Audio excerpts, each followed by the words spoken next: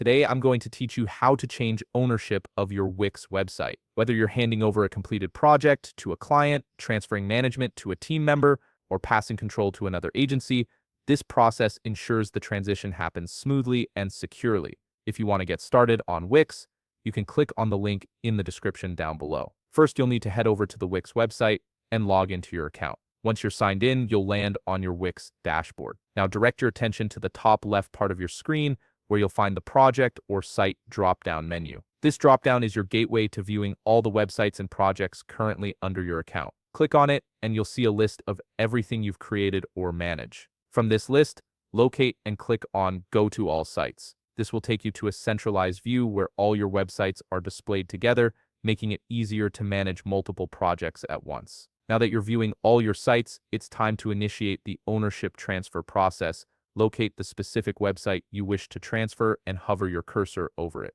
You'll notice a three-dot icon appear, which is commonly referred to as the More Actions button. Click on this icon to reveal additional options related to that particular website. Among these options, you'll find Transfer Site. This is the feature you need to click on to begin the ownership change. This step is crucial because it opens up the transfer interface where you can specify who will receive control of your site. After clicking on Transfer Site, a transfer ownership window will pop up on your screen. This is where you'll provide the necessary details to complete the transfer. Start by entering the email address of the person you want to transfer the site ownership to. Make sure the email is accurate, as this is where Wix will send the transfer notification and confirmation. Once you've entered the email address, the window will expand to request additional information. You'll need to describe the relationship between you and the person receiving the site. Wix offers several options here, including client, agency, or freelancer, or someone else. Select the category that best fits your situation.